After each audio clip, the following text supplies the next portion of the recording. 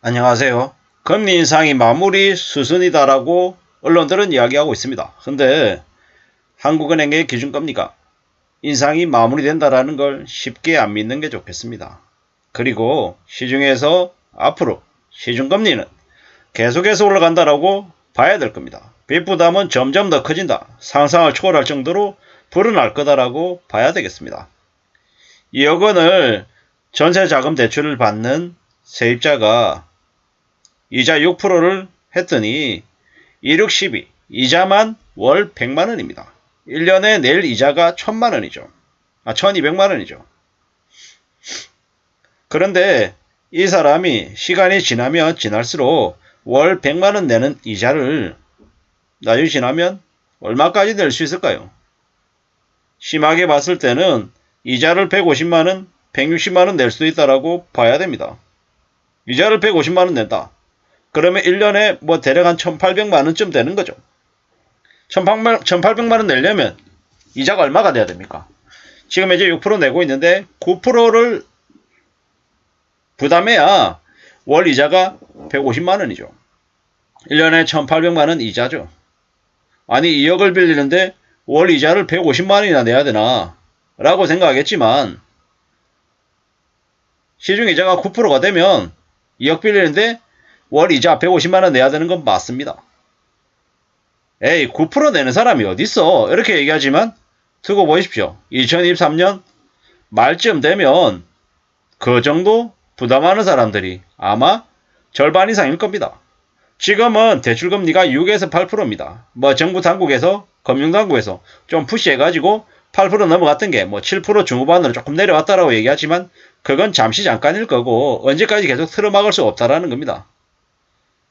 1월 13일 날 3.25에서 3.5%를 올렸죠. 이게 실제로 시중에 반영이 되는 데는 얼마쯤 걸릴까요? 바로 다음 달에 반영이 되나요? 아니죠. 시간 간격을 두고 반영이 된다라고 봐야 됩니다. 3.25에서 3.5가 되었으니 0.25% 올랐으니까 코픽스가 한 0.25% 올까요? 아니죠. 코픽스는 훨씬 더 높은 수준으로 올라가죠. 그러면 사람들이 진짜 입이 쩍 벌어질 정도로 이자 부담을 피부로 팍팍 느낀다라는 거죠. 금리 인상이 끝난다. 예를 들어 아직 끝나진 않을 거지만 금리 인상이 끝난다라고 하면 그때부터 이제 침체가 본격적으로 시작된다라고 봐야 되는 거고요. 지금은 여전히 금리 인상 시즌에 속해 있다라고 보는 게 맞겠습니다. 뉴스를 살펴보면 뭐 이렇게 얘기하죠.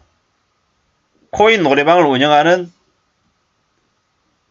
그 사장이 4천만원 빌려서 처음엔 한 70만원 내다가 작년에 87만원 내다가 작년 말에 91만원 내더랍니다. 한 달에 갚는 돈이 처음보다 한 20만원 늘었답니다. 아내 명의로 빌린 3천만원의 원리금까지 하니까 뭐 월 150만원이 넘는 돈을 오로지 빚 갚는 데 쓴답니다. 그렇게 큰 돈을 빌린 것 같지는 않은데 부담이 너무 크죠. 이렇게 생각하면 빚이 얼마나 무서운지 조금씩 알 수 있을 것 같습니다. 뭐 다른 자영업자 사장도 이제 금리가 더 오를까봐 걱정 안 됩니다. 대출 이자를 매일 안 됩니다. 어떻게 하면 대출 이자를 좀 싼 걸로 좀 갈아탈 수 있을까 고민을 한다는 거죠. 근데 쉽지 않다라는 거죠. 기준금리가 지금 현재 3.5인데 최종금리 3.75 어쩌고 얘기하는데 이런 말은 안 믿는 게 좋겠습니다. 왜냐? 미국이 기준금리를 어떻게 할지를 두고 봐야 된다는 거죠. 미국의 금리 인상 여부, 금리 인상 추이에 따라서 한국은행이 기준금리를 어떻게 할지를 정할 수 있기 때문에 함부로 기준금리를 3.75에서 멈출 거다. 이런 얘기는 안 믿는 게 좋겠습니다. 앞으로 2023년 연말쯤 되면 주택담보대출 금리 기준 금리의 구간은 8에서 10% 정도까지 될 거다라고 봐야 되겠습니다. 사실상 2023년에 10% 금리 시중금리 10% 시대가 올 거다라고 봐야 됩니다. 그게 현실입니다. 마무리 택도 아니다라고 봐야 되는 거죠. 미국은 또 올리는데 어떻게 마무리합니까? 지금은 계속 두고 봐야 되는 거죠. 시장에 맡겨야 된다라고 얘기하죠. 연끌족들이 이제 큰일 난 거죠. 이제 연끌족들이 몰락하는 게 앞으로 벌어질 일이다 라고 생각하면 맞습니다. 빚의 부담이 얼마나 크게 다가오는지 시간이 지나면 지날수록 점점 더 뼈저리게 느낄 거다. 정신 바짝 차리고 살아도 아마 그 빚이 사람들을 계속 흔들어댈 거다라는 거죠.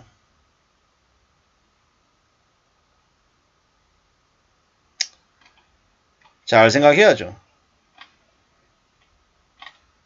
앞으로 많은 충격적인 일들이 벌어질 겁니다. 경제가 계속 무너지고 있다. 이렇게 생각해야 됩니다. 2023년에 한국의 경제 성장률이 마이너스가 될 수도 있다. 이런 것들도 생각해야 된다는 겁니다. 참 무서운 얘기입니다. 은행빚에 시달려서 한강으로 달려가는 사람이 역대 최고인데도 지금도 집값이 오른다 부추기는 건설사 사주의 언론들을 보면 참 황당할 뿐이죠. 연준의 기준금리가 최소 5.5%, 6%, 그 이상이 될 것 같은데 너무 안일하게 생각하는 것 같다라는 거죠. 미 연준보다 기준금리가 대려 높아야 하는데 지금 대려 미 연준보다 금리가 낮은 상태로 그것도 한미금리 격차가 벌어져 있는 상태에서 가고 있죠. 지금 현재 기준으로 한국이 3.5, 미국이 4.5, 1.0%의 간격입니다. 2월 1일 날 미국이 0.5를 인상해버리면 그냥 한미 기준금리 격차가 1.5%로 더 크게 벌어진다. 한국 내에 있는 외화유출이 급격히 심해진다. 주식시장에서 외인들의 자금이 급속도로 빠져나갈 수 있다라고 봐야 됩니다. 한국의 경제가 매우 암울하고 매우 우울함을 우리는 이미 조금씩 알아가고 있습니다.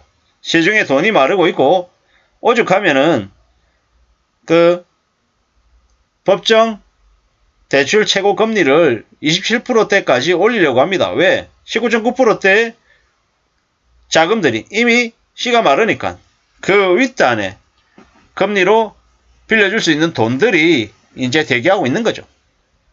참 씁쓸하고 참 충격적인 거죠. 그렇게 안 하면은 돈을 빌릴 수 없고 또 그렇게 시중금리를 올리면 서민들의 삶은 더 팍팍해지니 아이러니고 진퇴양난인 거죠.